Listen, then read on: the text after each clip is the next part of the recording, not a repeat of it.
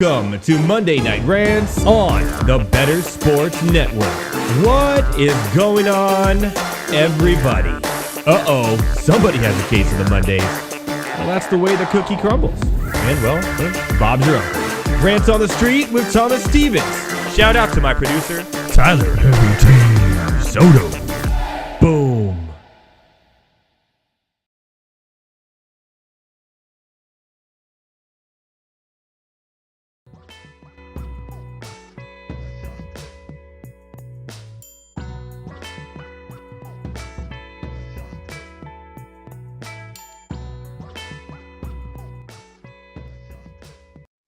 Yes. What is going on, everybody? Welcome to Monday Night Rants on the Better Sports Network at Better Network at all your favorite social media platforms and on Fantasy Alarm as well at Fantasy Alarm. I hope everyone had a brilliant, wonderful, extraordinary weekend. Mine, it was all right. I got my first case of being old yesterday.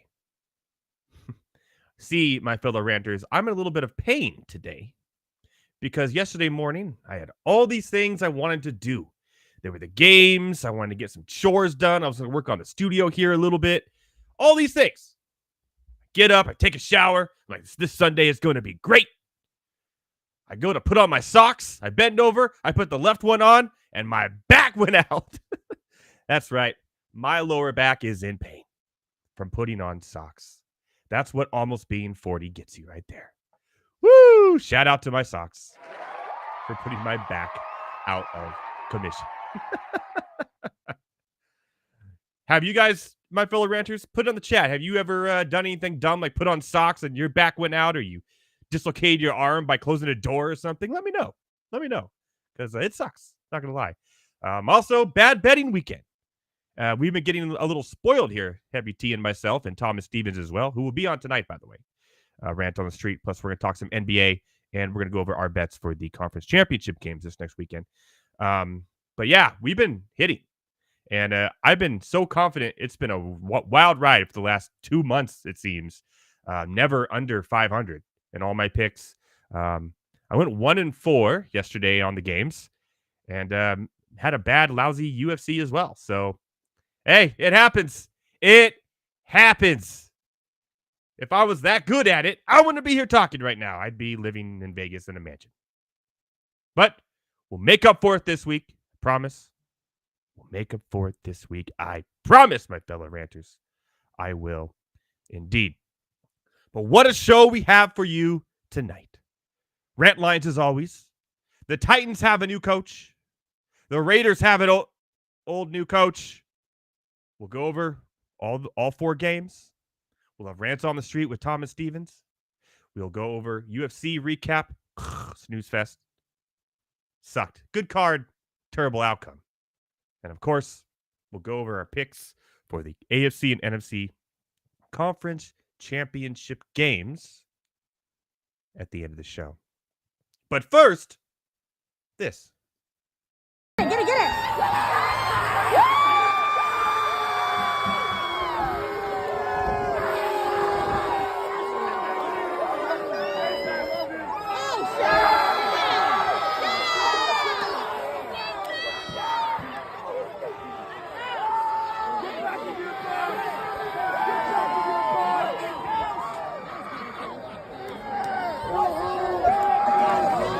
We're gonna show this to Taylor real quick, all right?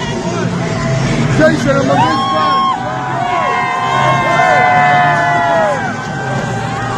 big fan. Now that's how you celebrate retirement right there.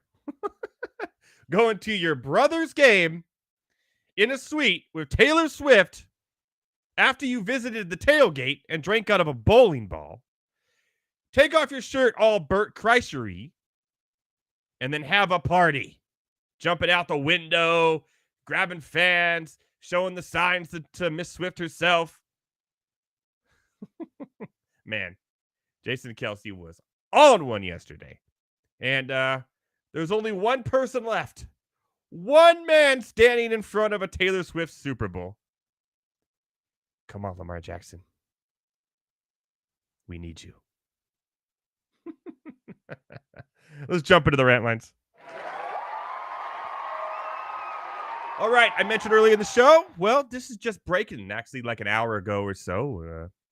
The new head coach of the Tennessee Titans, after the weird dismissal of Rabel, which I don't quite understand, is, of course, Brian Callahan, the offensive coordinator for the Bengals, or was now, since he's now the coach of the Titans. Tighten up, Brian Callahan. He, of course, is in the family of coaches. He's been an offensive coach for a minute now, 39 years old. And this guy has done wonders with quarterbacks. So the Titans, with Will Levis, if they think he is their guy, he had moments. He looked like he could be a good starting caliber quarterback in the NFL. Callahan could be the coach to put him over the edge a little bit. So he is. He said, Callahan's worked with Peyton Manning, Joe Burrow, obviously, Matthew Stafford, Derek Carr. Oof. And then last year, Jake Browning. After Burrow went out, Browning was very serviceable. So could be a good hire here. I kind of like the hire. Kind of low key for the Titans, who need help offensively. And Vrabel was more of a defensive guy. They need help offensively. They're probably going to lose Derrick Henry unless he did that weird farewell video to the stadium for no reason. He's gone. They got a serviceable draft running back pick last year that could step in and help out in that aspect. They have good receivers. So they just need the quarterback play to be up. And this team has a chance, especially in, what we thought was a weak South. It turned out to be a stronger South than we thought with Houston. Now they're going to be a powerhouse for a minute. Jacksonville, I don't know. But here we are. So I think it's overall a good hire. And now dominoes are falling, and Belichick and Harbaugh is still out there. Where will they go? Well, more on that later. But what's new is old. What old is new is the Raiders just made it official. They're keeping Antonio Pierce. Now, I like this and I don't like this. Here's why I like it. It's obvious, clearly obvious, that this guy changed the culture in the locker room. Obvious. Low bar. But he came in. He went 5-4 as the interim. Max Crosby loves him. So you got the stars on board. The heart of the locker room, the players like him. Devontae Adams came out and said, I like him. That's good. Now, this is a risk. Not a lot of coaching experience for Antonio Pierce. He did earn the job in a way, but still went 5-4. Not like he went undefeated the rest of the way and made the playoffs. But if anyone knows how to take risks, it's Davis. So there you go. He's not fast and not a first rounder. So we'll get that out of the way now. But ultimately, do I think Antonio Pierce is going to turn the Raiders into a AFC West powerhouse and go to the playoffs? Probably not. You got trouble in the quarterback position. Outside of Crosby, you got trouble in the defensive positions, especially against the pass. I don't know what the free agency looks like. They're going to have a pretty decent draft pick. This will be a big draft year for the Raiders. They need it. A lot of holes. Obviously, the running back situation, Zamir White looked pretty good towards the end of the year. He could be the starter. Most likely will be the starter next year. So he's in a decent spot to show success early, but the longevity of it, I don't know. So a lot of times, these type of coaches who win the locker room and people respect go on to be fantastic NFL coaches. However, the numbers don't lie. The strategy doesn't lie. And Pierce will have to have really good coordinators under him to win games. This is not a LaFleur or a Shanahan or any of those type of coaches who could call plays and do all that. He's going to have really good coordinators to help him out. So hopefully the right hires are in place. It is Mark Davis. But we'll see how it all pans out. But shout out to him, for actually earning the job. So good luck, Raiders. All right, a little bit into the games that happened over the weekend. We're going to start right here. Lamar, you not entertained? Yeah. MVP, it's no doubt. Showed it against Houston. By the way, going into this game and why I liked Houston to cover the spread in this one was Houston actually has one of the best rushing defenses this year. And I thought they would take the rush out of it and force Lamar to throw a little bit. However, I didn't account for they would just not spy Lamar in the second half, and he would just run down the field at 20-yard chunks. So I figured that would be a no-brainer. D'Amico Ryans got outcoached by Harbaugh in that second half. Remember, it was 10 to 10 at halftime. Ultimately, it was too much to handle. And hey, the Houston Texans are going to be a good team for a long time. They're now well coached. They got a great offense and now a good defense. They're going to be the cream of the crop over the Jacksonville Jaguars, in my eyes, of the South for a long time. So, but it was easy in the second half. This defense for the Ravens is no joke. Playing in Baltimore is no joke. The Chiefs are going to struggle here. But I think this is going to be a closer game than people think. A lot of people are actually on the Chiefs now because of their win in Buffalo. But stay tuned to the end of the show when I go over my picks for the AFC and NFC championship game. But I was impressed. I turned my tune around seeing them play because I'm very skeptical of number one seeds after a bye. There's numbers that show it. But not with the Ravens. The 49ers, but the Ravens looked the part and looked like the team to beat overall in the NFL. They will be playing, of course, I just mentioned it, the Chiefs. Is the playoffs just Chiefs' kingdom? They're like, oh, we'll just cruise through the regular season, not have as good as record as people thought. The offense will be stagnant. But when the playoff comes, we're turning it up, baby. That's exactly what they did. 2 weeks now. Now, they had some luck on their side and some bonehead calls from Buffalo. The fake punt to Damar Hamlin was atrocious. And their own side of the field in the fourth quarter in a close game. Terrible call. And then, of course, Tyler Bass missing the field goal that ultimately won the game for the Chiefs. Poor Tyler Bass. He actually went on and deleted all of his social media. He went all Selena Gomez on us because of it. Kickers miss kicks. Even Justin Tucker's missed kicks. But that was a big one to miss. And the Buffalo Bills, man, they could almost get there every year. They just can't win when it matters most. The playoffs or in Super Bowls. The franchise may be cursed. I don't know. But the Chiefs are on the way to a 6th straight AFC title game. Mahomes has been in 6 straight AFC title games. So look out, Ravens. Here come Chiefs Kingdom and Jason Kelsey running around shirtless in your pregame and Taylor Swift. You think Taylor Swift wants to go to Baltimore? Ugh. We're back. That's right. The Lions won at home in the playoffs again. Kind of saw this one coming from a mile away. I'm not going to lie. Now, the last time the Detroit Lions of Michigan were in the NFC Championship game was 1991. Barry Sanders was in his 3rd season in the NFL.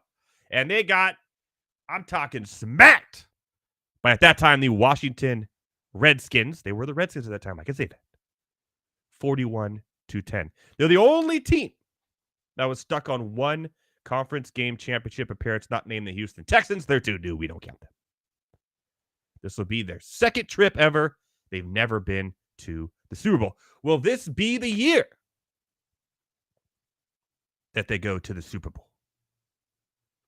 Well, I don't know. If I had to go with celebrity mascots on this one, looking at the 4 teams, it's kind of cool. Eminem, right? All hyped up in the crowd. Taylor Swift has her box with her friends and her girlfriends, and they're drinking champagne out of red Solo cups. And man of the people, Eminem's out there like Marshall Mathers. Let's go. Let's go. I'm more pumped up about Eminem than I am Taylor Swift. And I'm sure he'll be in San Francisco. I'm sorry, Santa Clara. Let's be real. About 45 minutes south. Look it up. Give it a Google. But, hey, shout out to the Detroit Lions, man. And Dan Campbell. He came in with a mission and did it. What he said. So here we are. 3 years later? Each year getting better and better and better. Oh, next year they got to win the Super Bowl or bust, right? Who knows? Jimmy Pardo, welcome to the show. He says, Ravens versus Lions in the Super Bowl. Interesting. So he has the Lions actually going to the Super Bowl over the 49ers. I kind of like that. Speaking of the 49ers, in the words of Larry David, pretty lucky for the 49ers to get out of that game on Saturday night. A missed field goal, a late interception by Love. But man, they were down most of the game. And I'll tell you what, Purdy did not look good. Again, he hasn't looked good in a couple. Obviously they had the bye and everything, but even towards the end of the season, he had his moments. The rest should shake off. But this Lions team is better than this Packers team by a long shot. Even though the Packers beat him on Thanksgiving. I know, thank you. Oh. It's going to be rough for Purdy to shake off Hutchinson, who's on a roll. Jimmy Pardo saying 27-24 Lions win at Levi by a field goal. That would be a nice upset. Would like to see it, to be honest. At this point, I have no horse in the race.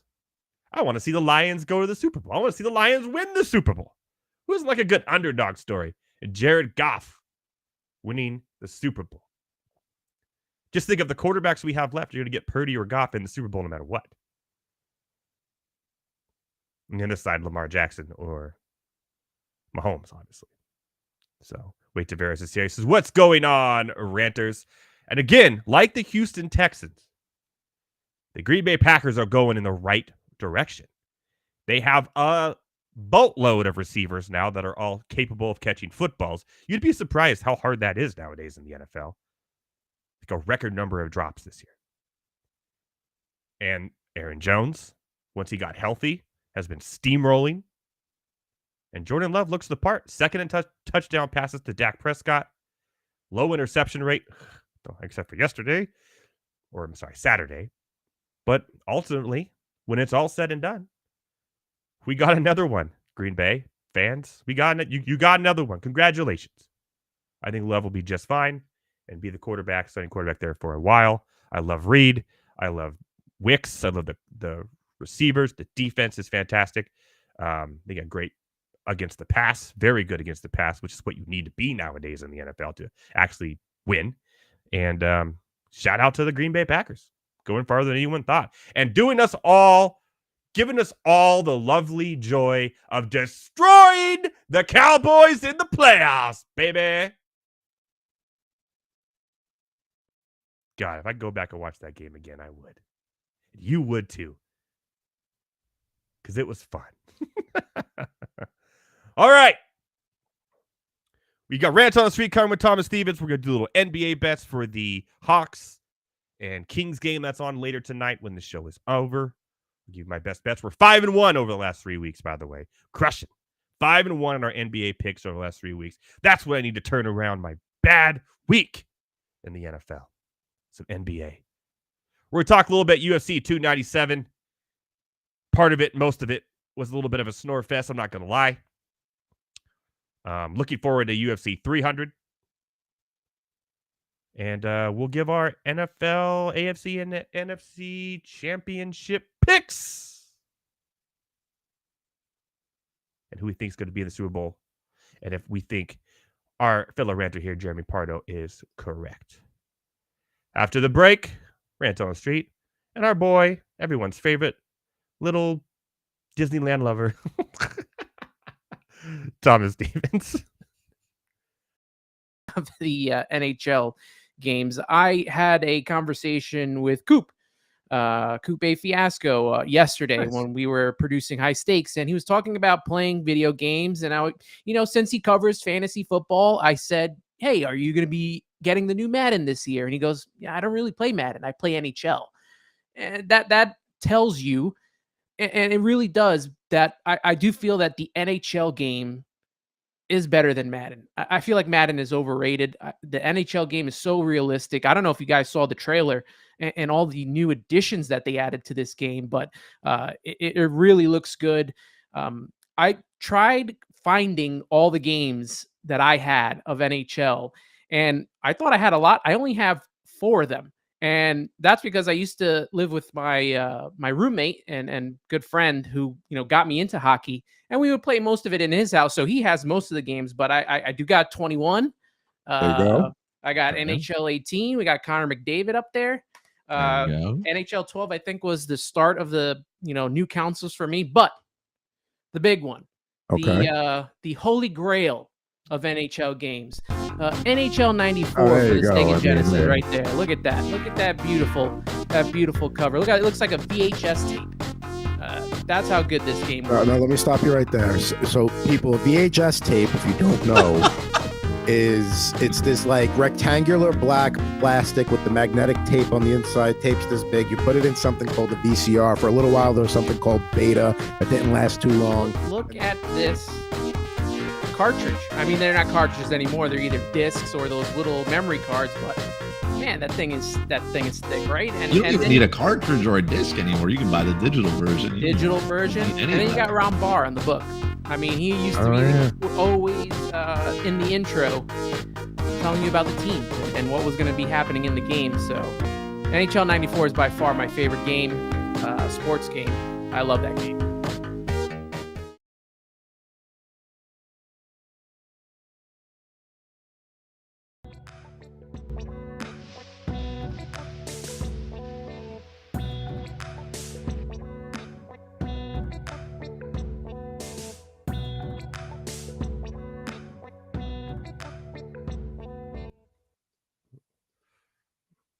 What is going on, everybody? Welcome back to Monday Night Rants. Let's bring on our boy Thomas Stevens here.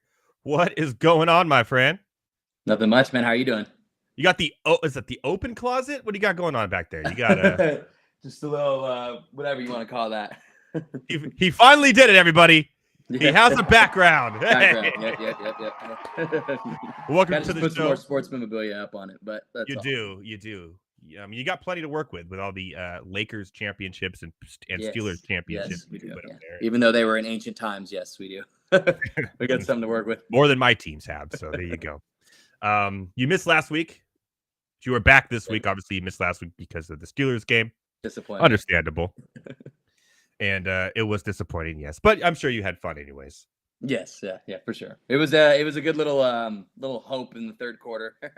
I think that was probably the most fun part of the game, but it was nice to just see my team play for one more week. The sprinkle of hope is the worst. I hate it. Exactly. It's like if you're gonna lose, can we just I can turn the game off and go to something else. Like that part when you're like, man, I got chores to do. I'm gonna leave, and then they score a touchdown. You're like, now I gotta watch the whole thing just to be disappointed. Yeah. Well, shout out to your team. They did it. And shout out to Tomlin for when they asked if he was going to be back. Just walked out of the press conference like peace. Speaking of peace, shout out to Tyler Heavy T Soto, who tonight is feeling a little bit under the weather. He coughed up a small animal, I believe, is what he said, or something like that, or something living out of his lungs. So we wish him the best, and he should be back next week for a special show we have next week. We're going to be doing some more game show action, I believe. Next week will be a lot of fun. Before we do Rants on the Street, let's go over the NBA game tonight and give some picks. We're 5-1 in our NBA picks here. one game that has not tipped off yet is the Hawks at Kings. Now, the Hawks have kind of been a pretty much a disappointment this year, like they were last year for us. They were our pick last year that we thought were going to be a team that would turn it around. But we were right with Indiana this year, so at least we're golden with that. In this game, it's currently minus 8.5. 61% of the public is taking the Kings here. Not a lot to like with the over and under at 239, kind of right where it should be. Kings are a very popular pick here tonight. However, you got to look at it at home. Well, they're 22-19 total against the spread. So they're one of the better spread teams in the NBA this year. Atlanta, 11-31 against the spread, and they have not been favored a lot. So I can see why the public here is going in that direction. They did play recently one game, and it was in Atlanta, and it was won by the Kings 117-110.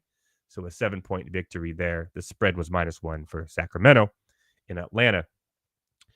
Now, the offense for Atlanta actually has pretty decent numbers here against this defense for the Kings. However, on the other side of things, the Kings offense compared to the defense of the Atlanta Hawks.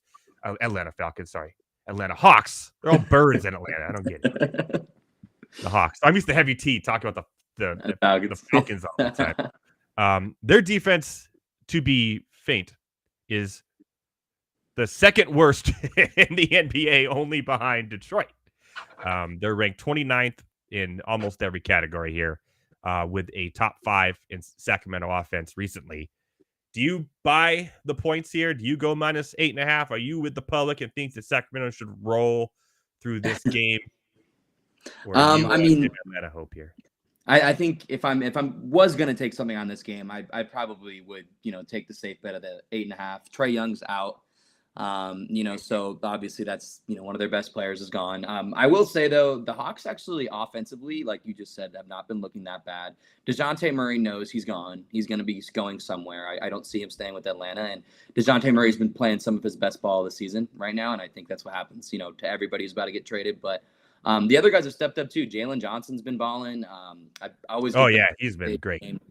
Different. Okongwu, he's been stepping up balling. So they have some guys I could definitely see. 8.5. 8.5 points in the NBA is a lot. If it really is, and so any given night you could take that plus 8.5 and make it hit. But safely though, Kings are healthy. The Hawks aren't. Go the minus 8.5. But I wish the over under was a little bit lower. Because then I'd say hit the over, because I thought maybe Trae Young's out and stuff like that. But 238's high. 238. Get this: the under for Atlanta, 1, 2, 3, 4, 5, 6 in a row has gone under. They're an under team. The plus 8.5. Now they are better away than at home, Atlanta, and they've won 3 of the last 4. However, I'm not touching the spread. I'm going to go under the 239 here because both Sacramento's gone under in 3 of the last 5. Atlanta 6 straight, and they've all been about lower than this number here. So I expect probably like one of those, I'd say 110 to 90 games. Is anybody either one of them coming off a back-to-back? No. Okay. Doesn't matter. Sacramento last played the 18th. Atlanta last played the 20th, so they got 1 day's rest to travel. I like the under. The Kings are a good defensive team. Yeah, 239, so 240. It's a lot. That's a lot of points. Yeah, and if I had to pick any props here, which I don't really want to, but I do like Jalen Johnson. Points scored 16.5 to be over. So I think he's going to be the offensive focal point tonight. A little low for me in that regard. So over 16.5 for Jalen Johnson for Atlanta in points, and the under for the game in general. Those are my 2 picks, and I'm not going to touch the Kings in case it's a blowout and they bench everybody. I'm not going to put any money on Harrison Barnes or anyone else there. Yeah. De'Aaron Fox is at 27.5. I do like Sabonis a little bit. I've seen Sabonis a lot around the Twitter, and he is at 20.5 points scored. But the blowout scares me. That's why I always stay away from the blowout. So If it is a close game, though, I do like that line a lot. 20.5. I like that. There you go. Sabonis over. I do like Sabonis. So if So it is Sabonis over, Johnson over, and the under of the game. I like it. Over, under. Over, under. I like it. Those are our picks. Do you want to get into rant on the street? I need to create some sort of like intro for this so we can have fun. Yeah, I know. You know? Something to get it ready. Like, Yeah. just like you doing like this and like showing you go across the screen like a breaking news thing and like rant on the street and just show you like a little microphone interviewing a random old lady and then in the middle of a cool little jingle behind it. That would be cool. So let's get into it. Let's get it on. For sure. We're gonna start in the NBA world, so pick up right where we left off. Number one.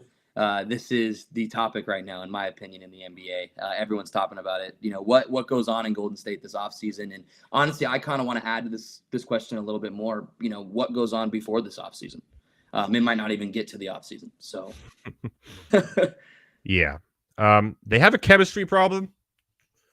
They have a old man's problem. Mm-hmm. One guy has a fighting problem. Their coach has a drinking problem. Give it a goog, people. Give it a goog.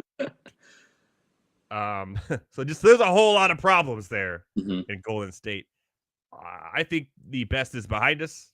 I think the dynasty is over. I don't think Draymond will be on the team next year. I don't think Klay Thompson will be on the team next year. I do think Curry will still be there. I don't think he'll ever leave. Or if he does, he'll retire.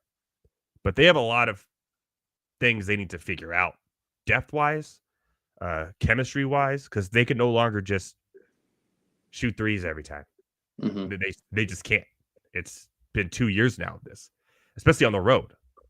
They've been terrible on the road, and their shooting percentage on the road is one of the worst in the NBA. For 2 years, we've seen this.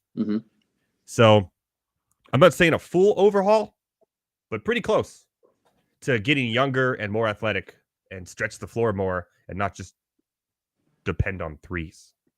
I think that's the and some sort of front court, like some sort of big man that could do anything. I still think Wiseman's underrated, and they shouldn't have gotten rid of him. So in the draft, I mean, if I were them, I would just tank to get a better lottery and get a big man. But every big man that goes in there, not named Looney, just doesn't fit. Yeah, he doesn't fit. It's like, but because they spread the ball around, they get a ton of assists and wide open threes, but they're missing them now because they're older. Their shooting isn't as quick, and when you're one dimensional like that, all of the Bills in the NFL, defenses are going to realize that and just cover the perimeter and say, okay, have Looney beat me inside. So there you go. Yeah, no, you touched everything perfectly, man. It's rough over there. I think that, offensively, you see sparks of, what they are, and you will see that because they are shooters at the end of the day. And when it goes in, it'll go in. But when it's not going in, the 3-point shot's horrible when it's not going in. You're shooting your team out. It's long rebounds. They lead to fast breaks. You're shooting your team out of games. And then, on the defensive end, the Warriors, as much as they used to be a great offensive team, they used to be a very sound defensive team. Klay Thompson was a great defensive guard. Draymond Green, we know Draymond. KD could, he's 7 feet tall. He could lock up anybody. Curry was really the only questionable one, defensively, but his offense takes over. So now you don't have any sides. Steve Kerr, in my opinion, is extremely overrated. I've said this for a long time. The man has had the greatest team ever assembled, in my opinion. No wonder you're going to win championships. Darvin Ham would win championships with that team. So it's time to get rid of everyone that's not named Stephen Curry. I mean, honestly, and the only reason I say don't get rid of Stephen Curry is because, it's one of those Tim Duncan, Kobe, situations with Curry where it's like, you're not going to get rid of him. He's still the only one doing anything. Exactly. And that's saying something, man. So it's time to completely ship it off. I agree with you. I think, don't go try to get another player like Andrew Wiggins and fill something in to try to make your team better. Go completely, start it over. Teams will take Klay Thompson if you can, buy him out and get something cheap or whatever. They'll take him. Wiggins, teams will take him. You can get rid of these players. Maybe not for what you want back, but get something, because you're going to reach a point where you're really not going to get anything. I mean, and so you're not there yet, luckily, but you can be there. And so if I'm a Golden State fan, I mean, I'm definitely sad and worried, so. Oh, please. Boo-hoo. That's what I'm saying. Boo! I don't like Golden State fans. Welcome back to the rest of us, Golden State the fans. real world. Yeah, hope you enjoyed your rings. Jesus, Mm-hmm. I'm not sad for them at all. I care less right now, but they have their moment in the sun. Mm-hmm. It's over. Yeah. It's over, Warriors fans. Go home. No more Cavs Warriors for 4 years in a row. No more. No more. Get used to being in the lottery. This is done. All right. By the way, did you see Kevin Durant came out, was talking about how he should be considered like yes. Yeah. He's like, because of that team he was on, and I was like, name me one reason. How about your championships? Yeah. You have failed everywhere else. What have you done in the Suns? You guys are exactly everywhere the Suns are barely hanging on to not playing the play-in right now. Get out of here. Exactly. Yep. And tell you missed the 3-point shot and you took a 2 and you couldn't go to the finals with Brooklyn. That's your fault. That's nobody else's fault but yours. Talk about a guy who's also 3-point shot is just falling off the charts as him. Yeah. He can no longer make them. He doesn't even shoot him no more. He just stopped. He just gave up. Literally. He goes right to that At least Draymond still tries. Yeah, exactly. He just gave up. Dude, I actually think Draymond's 3-point percentage is like a little bit up this year than it has been in years. No one wants to get near him because they don't want to get hit in the balls. All right. Let's move on. All right. Number 2, we're still in the NBA world. Can the Pacers be a legit threat with Pascal Siakam and 110%? Halliburton's getting healthy. He should be back soon. I don't know what he was wearing the other night. If he was standing next to a green screen, all you would see was his head. I wish you could pull the clip up. I know. I wish I knew you were talking about that. I know. Give it a goog, people. Give it a goog. Yeah, Halliburton's green outfit that literally stuck out in the crowd. I love this Pacers team. I love this trade. Really, the Pacers didn't give him a lot either to get him. I was worried they would have to get rid of Mathurin. They did not. They still have him. And now you got Mathurin and Obi Toppin to come off the bench. Yep. Man, they got Miles Turner, Siakam, Nesmith, Healed. I don't know how Healed, still Healed. And then Tyrese Halliburton, of course, when he comes back. And then you got a second unit that looks good with Toppin, Mathurin, TJ McConnell, Nembhard, too, who's been playing great. Like, this is Isaiah Jackson. I love Isaiah Jackson. Yeah, and Isaiah, he's hurt right now, but he should be back, I think, in the next couple of days. And then that's a line. Team is loaded, man. Yeah, it's deep. Now, arguably, I don't think they could beat the Celtics in 7, but I think they could, any other team in the East, this team can beat in 7 the way they are now, and they're built for it. And I don't want to toot our own horn there, Mr. Thomas Stevens. But at the beginning of the year, we were touting the Indiana Pacers of being this year's kings, being the team that comes out of nowhere and surprises everybody. So here we are. Also, shout out to the Thunder too. We nailed 2. And we nailed both of them. Man. We nailed 2. Thunder and Indiana, and we are looking very good in that. And by the way, shout out to Chet Holmgren now being the favorite to win Rookie of the Year. I told all you,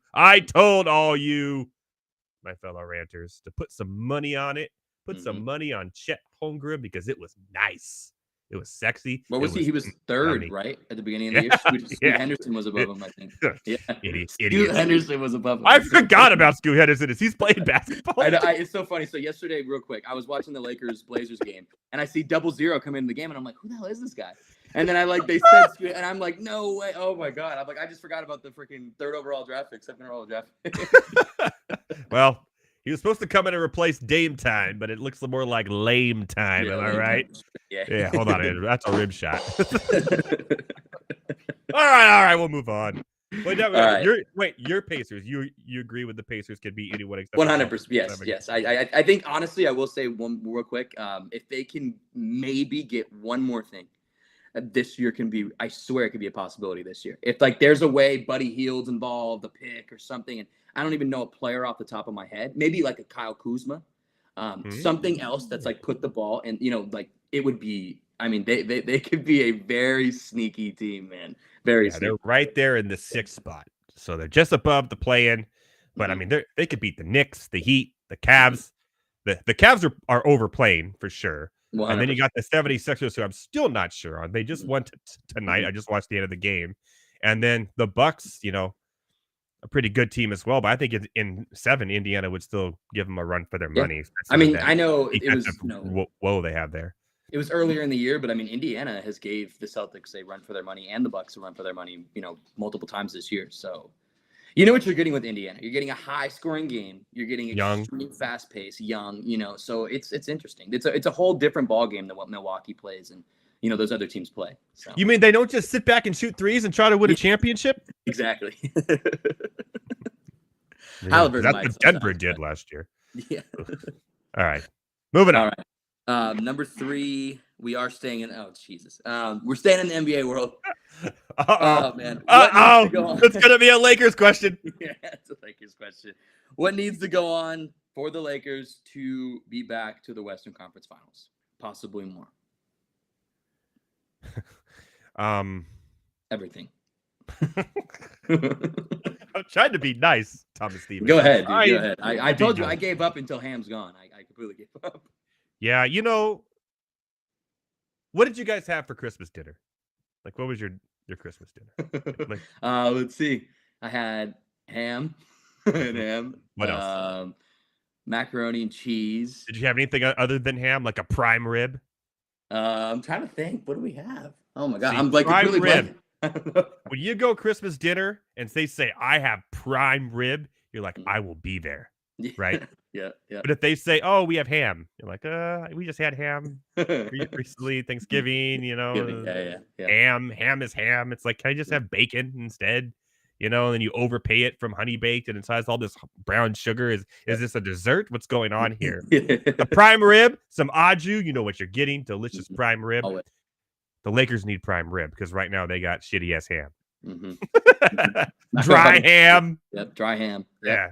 Yep. So that was terrible, but I did the best I could to say they just need a better coach. Yeah. I love that, dude. I think my friend would be cracking up with that right now.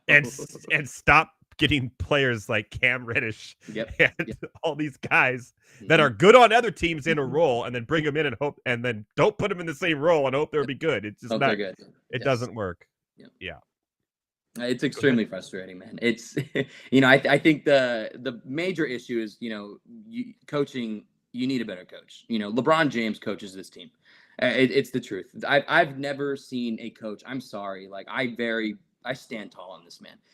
If you're not getting ejected at least one time in 2 years, you're showing zero emotion. And I'm sorry, it's the truth. Like I never see this man argue with calls. I never see him yell at his player. Nothing. Vogel got ejected every 3 weeks. You know what I mean? Like, and I loved Vogel, because of that. It shows your team that you want to win. You are aggressive. You have respect for your players, and so that's one issue. And I think that's the biggest issue. Another issue is, like you said, starting players like Cam Reddish. Cam Reddish was not even spoken of. The only time Cam Reddish was spoken of was because of his high school mixtape. You know what I mean? The guy was not getting significant minutes. The guy was not a good player, but yet he comes here in Darvingham has a belief this man can be a starter on this team. It was a great mixtape, Thomas Stevens. It was a great mixtape. Absolutely great. It's an all-time great. So I don't know. It's frustrating. I think that D'Angelo Russell needs to go. Right now the guy's balling. Do what you need to do. Trade him right now. Don't wait for the slump to come back and then trade him. He's a roller coaster. We've seen that every team he's ever been on. Exactly. Both stints with the Lakers and Minnesota. He is a roller coaster. Completely inconsistent. And one more thing I will say. I've been saying this since 2020. Please get me a center. It's all I asked for. That's all I've been asked for. You got someone in the offseason. Wood, right? Don't you have Christian? And he barely plays. Darvingham barely plays him, but he plays Cam Reddish and Max Christie. Max Christie gets more minutes than Christian Wood. I agree. Check this out. Okay. Top teams in the league right now.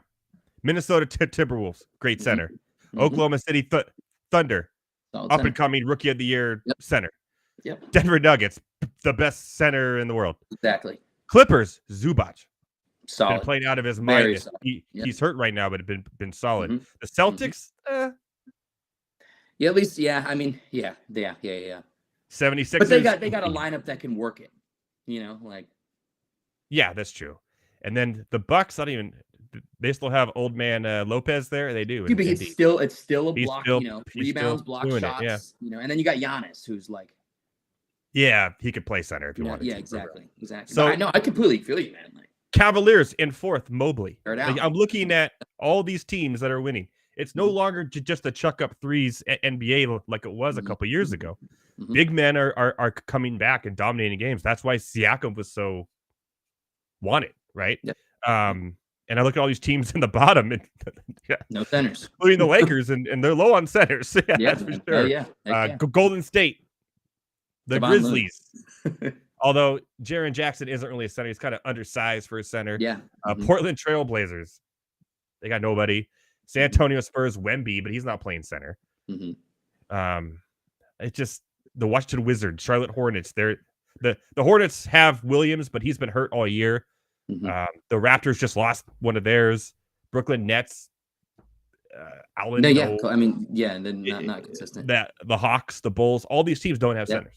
I think we just figured something out here. No, for sure. Yeah, I was about to say that's actually kind of crazy. All the best centers, all the best front courts in the league are currently the top 4 in their conferences. Because no one could stop them. Because you don't have other teams do not have the bigs to stop a Jokic or an Embiid. That's why Dallas is struggling right now. Yeah.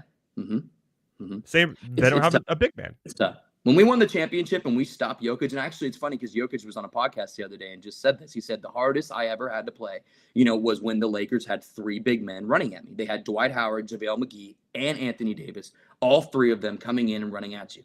And when you just have Anthony Davis, and the thing about Christian Wood too is Christian Wood's defense is terrible. So yes, you have the height, but the defense is absolutely terrible. So, I need a big, listen, we're talking about getting DeJounte Murray, and sorry, I'm going on a rant here, but we're talking about getting DeJounte Murray. If we can add Clint Capella to that trade, amazing. Absolutely amazing. That would be, I don't know, let me know what you need, and we'll send it because I need that. Jalen would be amazing as well, but he's power forward. But still. That's why they got rid of what's-his-face that no one even talks about anymore at Atlanta was because Jalen Johnson. Who? Where did he go? I think he went to Utah. Who was their old power forward last year that was always hurt? Collins. John Collins. That's right. Thank you. Yeah, and they shipped him up to Utah. Yeah. See you later. Enjoy the. Forget about John Collins. Johnson comes out of nowhere and just dominates the NBA this year. So he's been an over machine. Okay, yeah, let's move on. You're gonna ham. This is coincidental, bad. Back to back. We're going to the football world, and you're not gonna like this question, but it isn't on the upside. What coach will turn the Chargers around? Harbaugh. Okay, for sure. Going in for his second interview. I don't want Belichick. I don't want to discount Belichick. I want Harbaugh. I want Harbaugh to come in the Michigan way. If he has to cheat. I don't care. No, kidding. Steal those signs, baby. Just don't get caught. But great with quarterbacks. Yeah, for sure. Great offensive mind. Been to the Super Bowl. If it wasn't for that power outage, they would have won. I know they would have won it. It was rigged. It was rigged. But high. More people would be watching more primetime games because of big name. He just won the national championship. I love it. I think that's the perfect hire, and I think it's the spot he wants to go as well because the team is almost there, right? The team has the talent. What they really need is him to bring in somebody with strength and conditioning because that team is hurt more than the Hurt Locker. That was terrible. But you get it. Yeah, they're always hurt. They put a hospital right next to the practice field. That's where they go. On standby. Yeah. Can Bosa play more than 6 games in a season? Find out next year on Chargers football. I think Harbaugh's the answer, and for everything I give, he's a proven winner. He's a leader. People look up to him. People respect him. He's going to fight for his team and not go all ham. And Brandon Staley just go, dude. Yep. Yeah, no, I do agree. I think Harbaugh is a great choice, and I think he's probably the realistic one, especially the second interview. I also, for the Chargers, look, my thing with the Chargers, they need a coach that is going to walk in there and every single day, those players are going to come to work. They're scared shitless of their coach. You need a Campbell. You need a Tomlin. You need those coaches that is a player's coach that they want to run through a wall for, and so I think Harbaugh brings that to the table. 100%. The other Harbaugh. Yeah, exactly. Yeah, John, but I was very big on Vrabel. I don't know why Mike Vrabel. Yeah, he would be my second choice only because of the defensive side of the ball. I don't know how we have the most expensive defense in the NFL, but like the worst in the NFL with all those players. He'd be my second pick. I'm not gonna lie. Yeah, but Harbaugh first because obviously for the. Hey, how do you feel? I know this will never happen, but what if Belichick to GM? This will never happen probably, but if Belichick was available to that, I mean. you get him in the franchise. Belichick and Harbaugh as the coach. Can you imagine that? I think the reason why the Chargers haven't had a GM yet is would Harbaugh be both? I mean, it's that Belichick work on his contract because the money he's going to want for Dean Spanos to put that up. He's going to say, well, then you could be the GM too, and we'll like that's interesting to think about. It could be because I've seen that happen, and obviously that's who the Chargers want. I know they've interviewed Vrabel, they've interviewed everybody else, but it's Harbaugh or bust, and if they don't get him, Vrabel would be a great choice. But I truly don't know why they released Vrabel. It blows my mind. Vrabel is the only thing positive you have going into this offseason, and you just shipped him off. Well, I mean, Will Levis look good at times, and no, for sure. I'm just saying, I think there's so many overreactions. Oh, they got Brian Callahan now. He's going to turn Will Levis into the next Joe Burrow. You didn't know that? With 30, he already took Browning. He made Jake Browning good for like 5 weeks. Yeah, 5 weeks. Yeah, he's going to turn that team around. But one thing about never mind. Okay, you move on. You sure? This show will never end if I go this way. All right, for sure. I think this question. I know I saw your notes. I know kind of later on you wanted to go over this, but are the Ravens on in a league of their own right now? Do you think any of these teams really can compete with the Ravens? They look like they are. I don't know. The defense, offensive combo, the running game, the Kansas City is going to be tougher defensively. Yeah. But then we just saw Josh Allen run all over them again last week. So I don't know. I mean, they're obviously the favorite to win the Super Bowl now. So the game with the Chiefs will determine everything. In a way, I do think that game is the Super Bowl. Meaning, I think whoever wins that game will have the highest chance to win the Super Bowl. But goddamn, I want to see the Lions in there. So do I think the whole NFL community that doesn't have a team in the playoffs is rooting for the Lions. Yeah, for sure. But yeah, they're by far the best team in the league, and I wouldn't say a league of their own, but they're 1A to everybody 1B. Yeah, for sure. It's been too many dominant performances in a row, and they beat all these teams. They beat the 49ers handily. Exactly. They're too good everywhere, and they're just playing really well right now. And it's.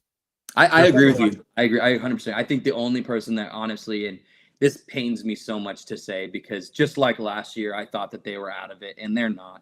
The only person that, in my opinion, can go beat Baltimore is Patrick Mahomes. I think that Patrick Mahomes just whatever the hell works, and he's a magician, man. And they'll probably be right back in the Super Bowl. And so. For the first time too, like you said a little bit earlier, their defense is better. I don't know if they could contain Lamar, but their pass defense, they got some great corners, they got some great linebackers to match up on that short passing game. So it'll be interesting. But another road game for Patrick Mahomes, in the playoffs. You should be a segue king, my friend, because let's get into it, shall we? That's right. Chiefs at Ravens. We're gonna give our picks, a preview, then we're gonna call it a merry day here on Monday Night Rants. Thanks to everybody for tuning in, chatting, giving all your insights here on the Lions. Jeremy Pardos earlier said the Lions. See the Lions going to the Super Bowl. Interesting. And more fellow ranters. I see Al Williams, and they're just saying fire. Just saying fire. Yes, wait tomorrow's what's going on. Everyone enjoying your Monday nights. Hope you had some fun here. Made you laugh. Made you cry. Made you angry. All of the above. All at once. Let's get into our preview and our picks here. On what we think. We had a really good wild card week on the show. Crushed it. I mean, absolutely crushed it. Oh, man. Beautiful. 5-1. Looking good. I could do this all year. Then last week happened, and I went 1-4. Heavy T lost his Houston Texans, the team of his destiny, out. The over hit on Kansas City, Buffalo, the first over for Kansas City in the last 3 months. Detroit was the only saving grace with the victory over 6 points. And then the Packers. The Packers covering. And of course, Houston not covering. I knew that was a weird one because I was okay. The chances are that one of these 1 seeds are going to cover and one isn't. They're not going to both cover. They're not. So I just picked the wrong one. If I would have gone the other way, I would have been 3-1. I just went the wrong way, man. This 2 games is out. 0-2. Bam. Anyways, Kansas City at Baltimore, 3.5 right now. The over/under is 44.5. Interesting over/under on this game.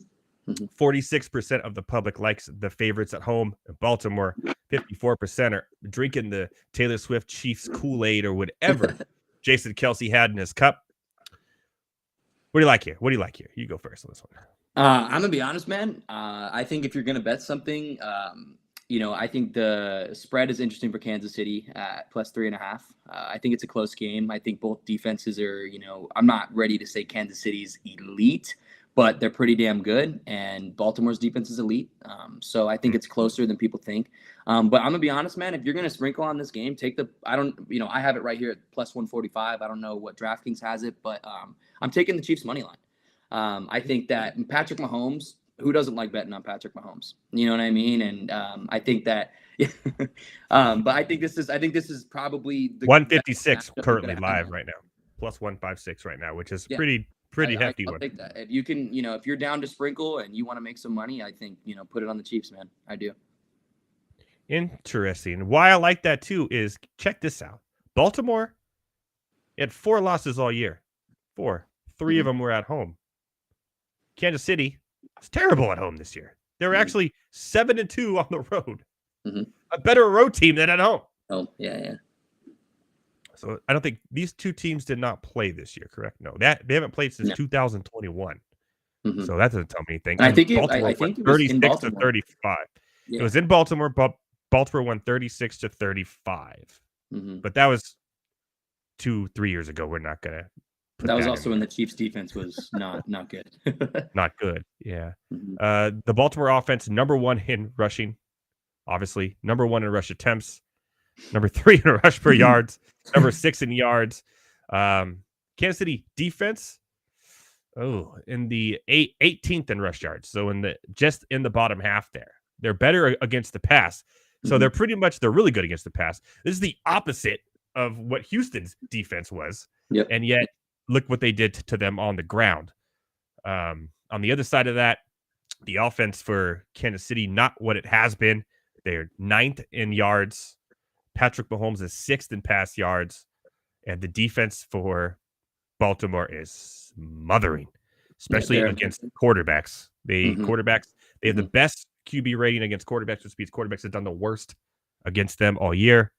It's going to be a tough game. I do like the money line for Kansas City. I wouldn't do the +3.5. If I was going that route, I would take the bonus with 156. However, Thomas Stevens, normally we align on things. We really, really do. But I have been going against Baltimore for too long now. And I am switching my tune. I think Baltimore wins and covers the 3.5. But I'd wait a little bit because when I'm seeing this public going the way of Kansas City at 3.5, I'm going to wait until it goes to 3 because inevitably by Wednesday it will. Then I'm going to take the 3 so I have a chance of a push if a field goal. So I'm going to wait a little bit on the 3 because I know that's coming. I see what's happening in the odds. But I'm jumping the Baltimore bandwagon. Plus, there's purple in the Super Bowl logo, the whole thing there. So Baltimore it is to cover. And 44.5 over under. Really interesting as well. Take the over on that, even though both these defenses are pretty good. I do think 22 to 22 defensive game. Yeah. And interesting there. So I'm taking Baltimore and the point. I'm taking Baltimore the points, baby. Let's go, because the next one I am not taking the favorite. I gotta switch this. Sorry, this is the first time I use these little caption things here. So I'm trying to give the experience of our fellow ranters, trying to up it. You know what? Let them know what we're talking about, so they don't just tune in and go, "What are these jackasses talking about?" It says it on the screen now, so you know what we're talking about. We're helping you in 2024. I don't want to hear that. They can turn off a little bit and then come back when they see something that they want to. A headline. Yeah. I love it. Detroit at the 49ers in Santa Clara. The not so impressive stadium there, Levi Stadium. Not a fan. Been there once. Food sucks. All right. Detroit. 64% of the public is with Detroit +7. I don't like that because that's what I liked.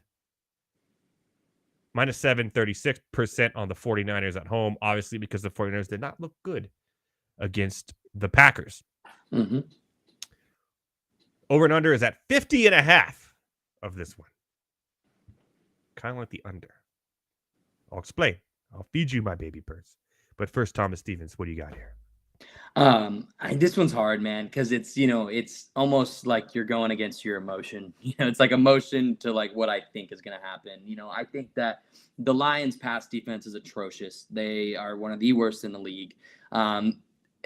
There's a lot of weapons on this San Francisco team, and so if you can't guard a fly, I mean, you got to guard four elite players, or 3 elite players, coming out of that offense. So, they'll probably give Christian McCaffrey a little run for his money more than he usually gets. But I would go actually Niners -7. I'm going to be honest. I don't think the team is going to Hear me out. There's a lot of passing weapons on the Rams. For sure. Yeah, for sure. There's a lot of passing weapons on the Tampa Bay Buccaneers. You could argue that those two teams have some of the best receiving cores in the NFL. Yeah, no, for sure. Yeah. They were able to get by them. Yeah, it's way different. The defenses of both those teams are nowhere near the Niners defense. The team in general is not. They don't have Christian McCaffrey in the backfield. And in my opinion, George Kittle, Ayuk, and Debo, they're better. And Mike Evans exploded. I mean, Mike Evans exploded on them, and Puka Nacua did pretty damn good too. So like those are just one guys though, and that's where the Niners get too tough, where it's like, who do you stop? You pick one and we'll throw to the other guy, and so I don't know. I would love for the Lions to win this game because I do not want the Niners, but I don't really see this game being that close. Here's the problem with this. Tom. I'm gonna lay it out for you. Detroit against the rush, second in the NFL. Yeah, for sure. Yeah. Really good against the rush. Brock Purdy has not looked good in recent weeks. Also, too, let me just throw this in. Also, I don't trust Jared Goff in a road game at all. That's Jared fair. Goff home game and road game is very different. You could have stopped it. Don't trust Jared Goff, and everyone would have said fair. Sorry, Detroit fans. We're rooting for you. We're rooting for you. Yeah. But their Aiden Hutchinson has been on a tear. And if you could just get to Purdy, we saw what the Packers did to him. And it is Debo. What's up with him? He had a concussion. That's an interesting. His shoulder. He's questionable right now. Yeah. If he doesn't play, that changes the dynamic of that team completely. Then you can pretty much that line is also going to move. Yes, sure. 100%. So we have that to worry about if you're a 49ers fan here. And then there was the guard or the center for the offense of the Lions got hurt against the Buccaneers, which is huge for the defense of the 49ers and Bosa and all them to rush on Goff.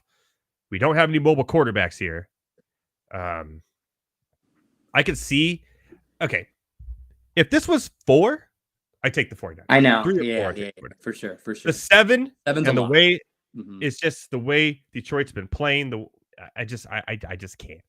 I do like the under of 50 a lot in this game. It's high, for man. that reason. It's high. Yeah, I think ball movement, running, both teams do not want to give the other team a chance offensively. I think it's going to be a really slow game to start. Rushing with McCaffrey, rushing with Jahmyr Gibbs and Montgomery on the other side, short little passes. I'm going to take the under as like my favorite bet in this one. I like that. But I'm on the Detroit side as well. But I like the under. It's way too high right now. They just took it off the market.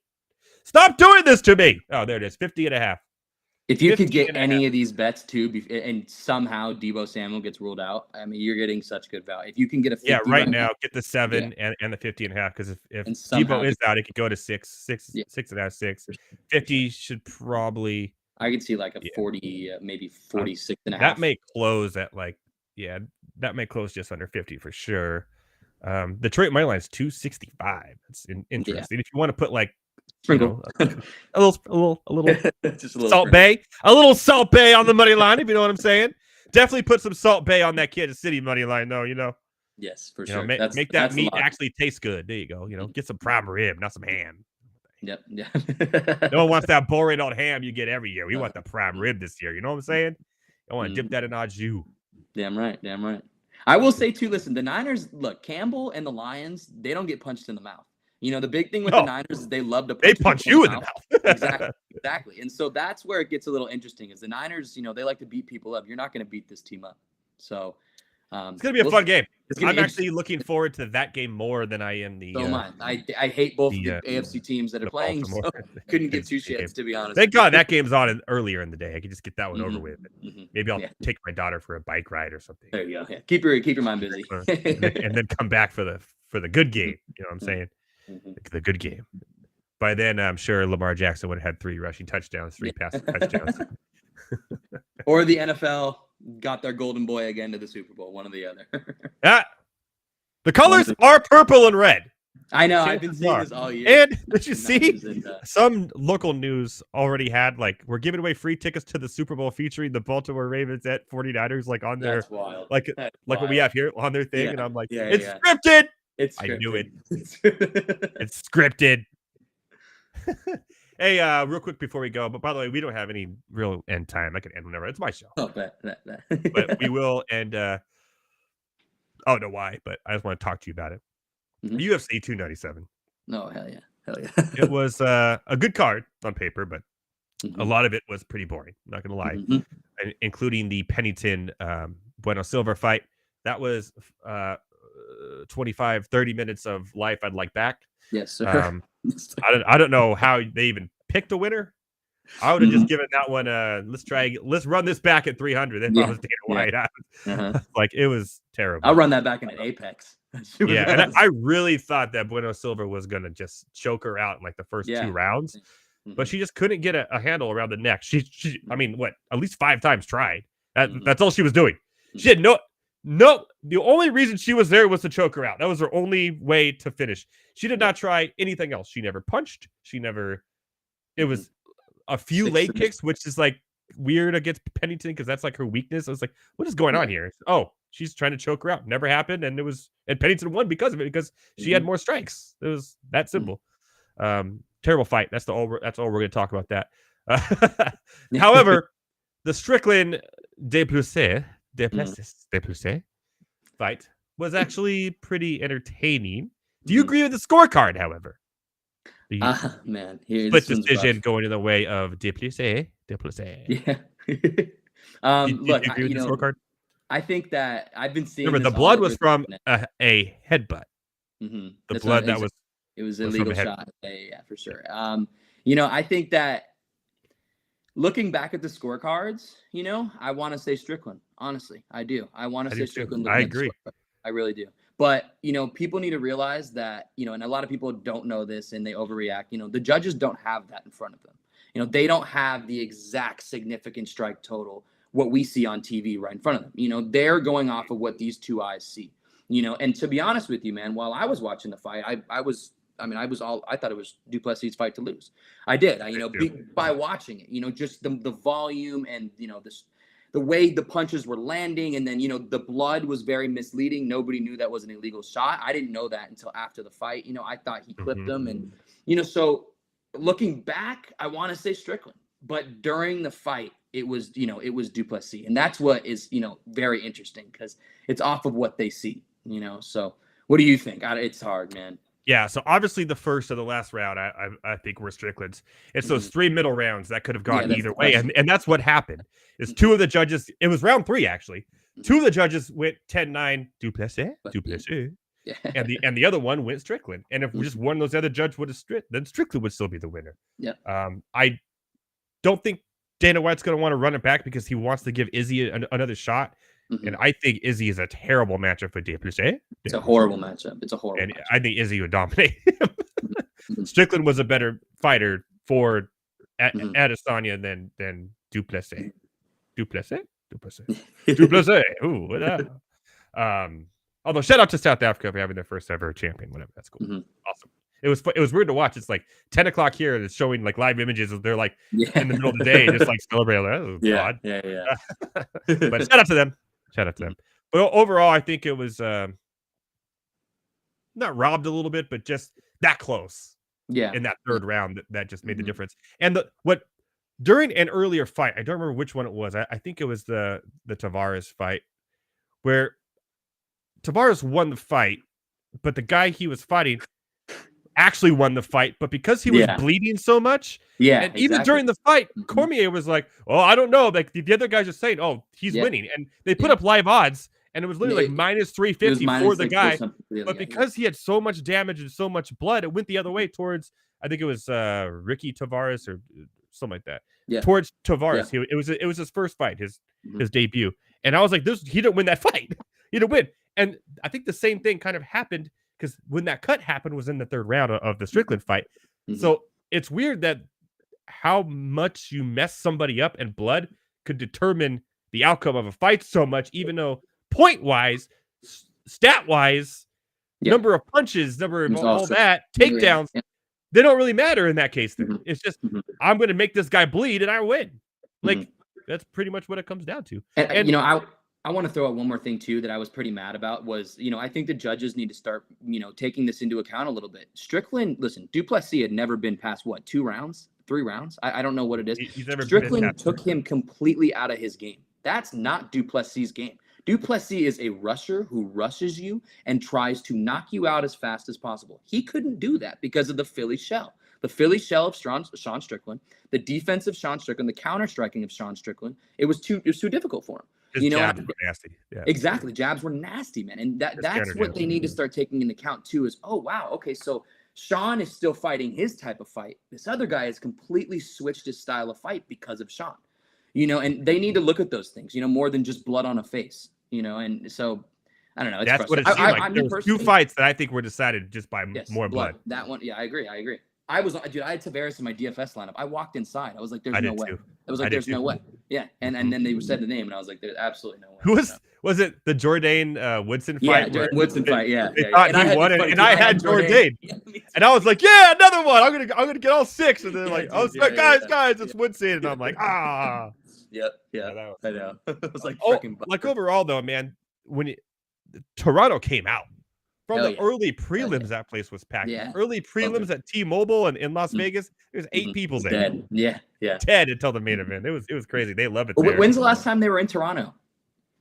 I think they did one last year. Right? It was early last year again. I don't remember who it was, but it was either. It was a big. I remember all Canadian fighters won. It wasn't a pay-per-view. It was a fight night. Okay. Yeah. Okay. Makes sense. So they were like testing it out, and they're like, "This is crazy." So they moved it. We got a sold-out event for an Apex. They're partying. They're ready to go. They had that, and they had the Buffalo Bills the next day. Man, they were pumped. Oops. 300's getting filled out. It's going to be a lot of fun. More on that as it gets closer. And then we have 298, 299, 300's in April, the week of Valentine's Day, I believe. That's going to be a lot of fun. All right, my friend, we'll let you go. We'll let everyone go. Let's just call it here. That's what we do. Only an hour now, or unless I say we go over. We've never hit the under hour mark. We always have more to talk about. You can't. It's unrealistic to hit the under hour mark. Let's be real. You weren't here last week, so I have to ask you, what of the Toy Story movies, which one is your favorite? Ooh, that's a great. There's a reason for this.